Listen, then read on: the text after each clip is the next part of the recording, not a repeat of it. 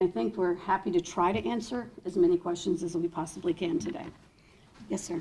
Yes, Dr. Weston, Bill Atkinson with the Robertson Nixon Petersburg. What safety precautions were put in place prior to the experiment? Was the teacher wearing any sort of protective equipment? Were the students who were close to where the experiment was taking place, did they have any sort of protection on? Okay, thank you for that. It's nice to see you in person. So what I can tell you as far as the safety protocols is that we do follow what Virginia Department of Education does provide for us. I believe that the last one came out in 2019, safety in the labs. They go through an annual training. We put the kids through an annual training. The teachers have checklists. There is a self-assessment checklist that the teachers are supposed to follow. For this specific incident, the students reported that there was no protective equipment that was worn during the demonstration. Is that standard protocol? No, it is not. Is that something that will be investigated? Yes, sir, it will be part of our investigation as to why it was not being used in this particular demonstration. If I may follow up, we also heard reports from students and others claiming that there was actually an explosion in the classroom. We know you said it was a diagonal fire line. Was there ever any sort of explosion in the classroom? Can you speak to that? Nick can answer that. Okay.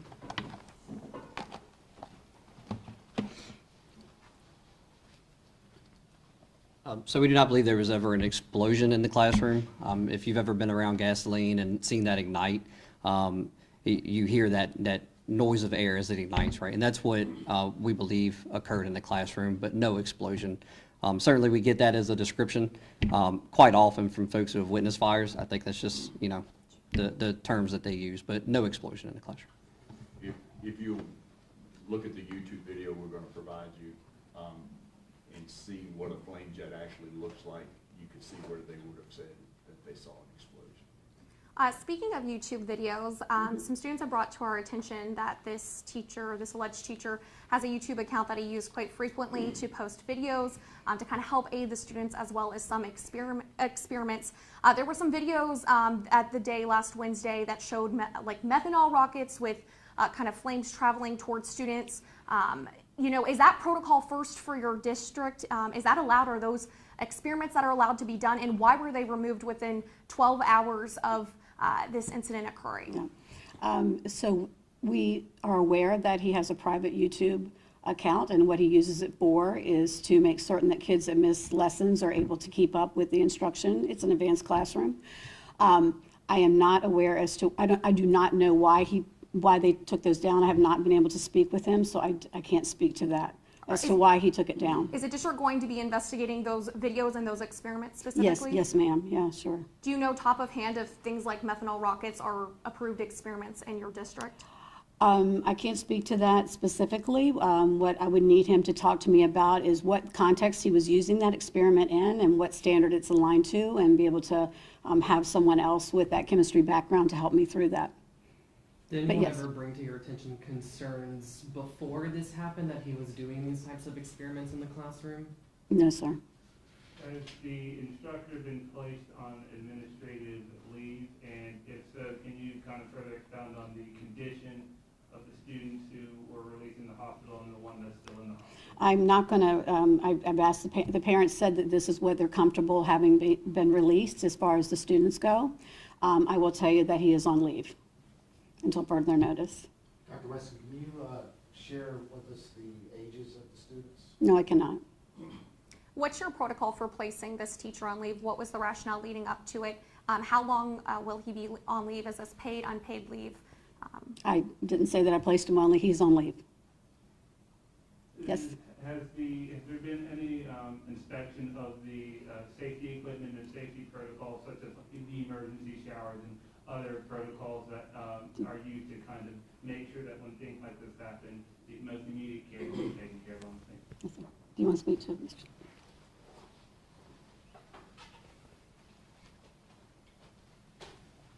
During any inspection process that we have from a fire marshal standpoint at any of our governmental facilities or any facility in the county, we will look at items like that. So the emergency blankets that were in the room, we always make sure that they're present. If they're labeled and they're on the wall, we make sure that those items are there.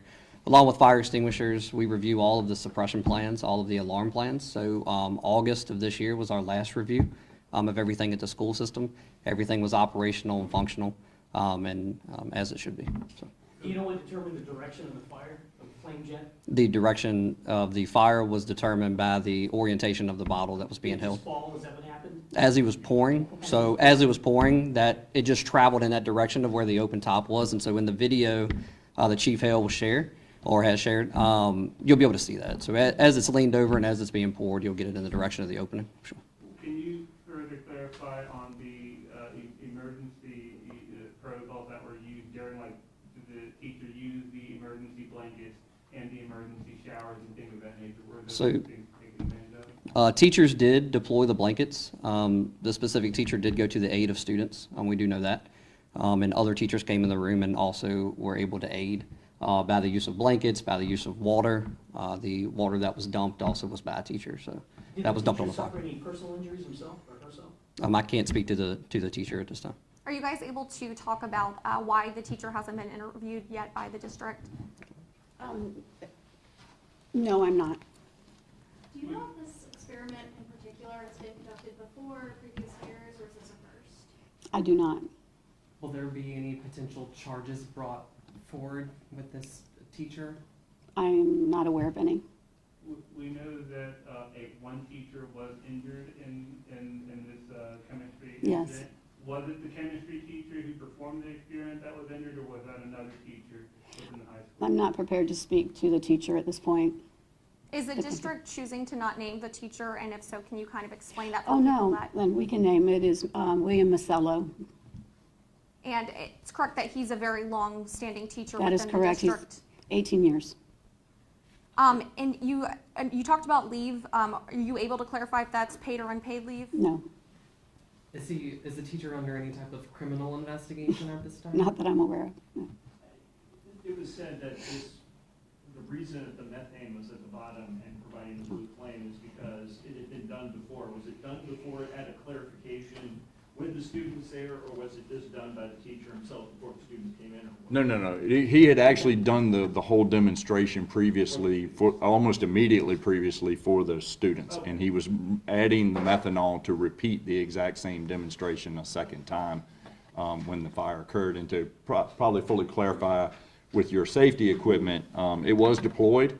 But when you see this is an instantaneous flash fire. It pretty much occurs. The methanol is consumed, the fire goes out. There was a small amount of, like I said, ordinary combustion paper, some other things in the room that were probably ignited, but very small amounts of fire left after this methanol was consumed in just a split second to a couple of seconds. Was the proper protocol followed in repeating the experiment? Is this an experiment that you can repeat once you've already poured that first set of ingredients or chemicals, I should say? I don't have that answer, but we certainly can get that for you. What is the process like of approving experiments in the classroom?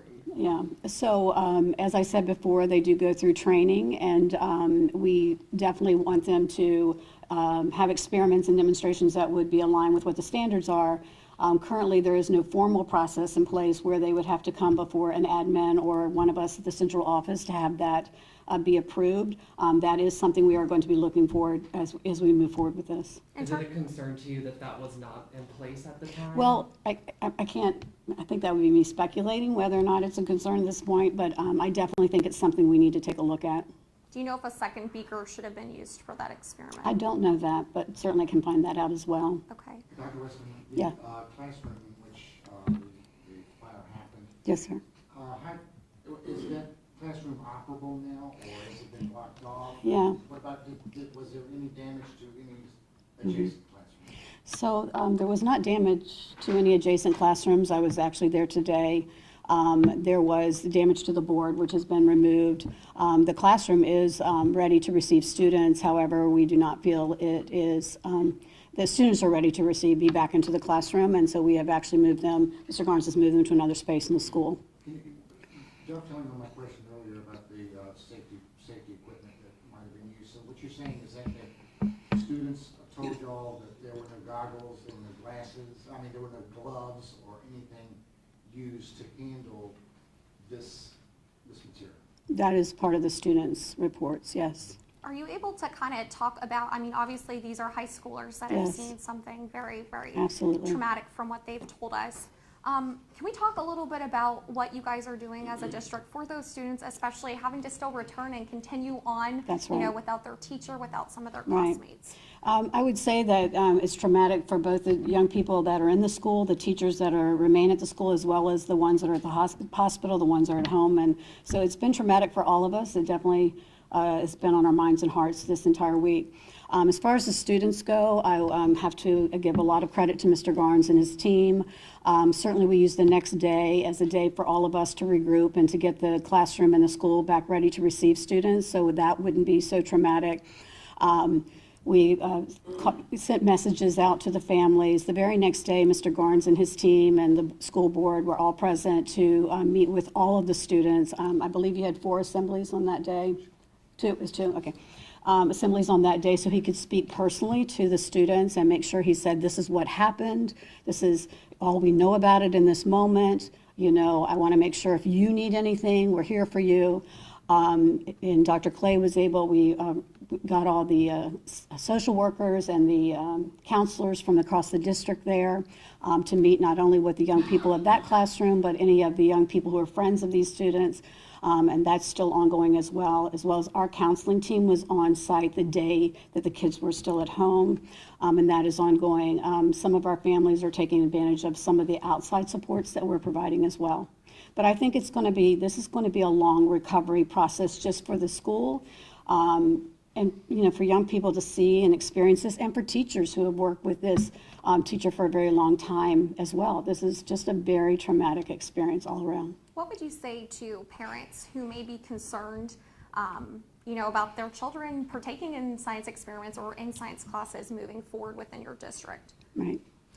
Well, I think what you heard Chief Hale say, that when he talked about this phenomena, that it has to be a lot of things that have to be aligned for something like this to take place. And I would say that, I mean, this is a horrific incident that took place, and it should never take place in any school, any classroom. But I would say that our classrooms are safe, our teachers are trained, our teachers understand safety protocols, our teachers come to school every day and do amazing things for our young people. And, you know, and so do we have work to do? Yes. And we're going to uncover what that work is. And they have my word that we're going to put things in place to make sure that something like this never happens again. Are all experiments able to still happen in other grades right now? So we are currently, well, this is the only chemistry classroom at the school. Right now, we're doing all virtual experiments in that classroom moving forward so that their instruction would not be interrupted. The other teachers are still using experiments, but in the chemistry classroom, we have them all on virtual right now. Safe to say that He is the only chemistry teacher we have right now. it's safe to say that there's been a replacement teacher. Yes, we were actually we have a long-term substitute in there, and we were actually able to secure whether a former chemistry teacher or a former chemist, yes, that is able to tutor our young people so that the instruction would continue. We also have one of our former chemistry teachers who works in the building who's tutoring our young people as well. Dr. Weston? Yeah. The Virginia Department of Education, are they conducting their own investigation of this, or are they relying on what you all say, or do you expect to hear more from them about this? They have reached out to us just to speak to from a support place, as well as a reminder of safety protocols and do we need anything along those lines. And I would imagine in the days forward that they will continue to be there for us as well. Mr. Barnes, are you available to answer questions? Can you walk us through the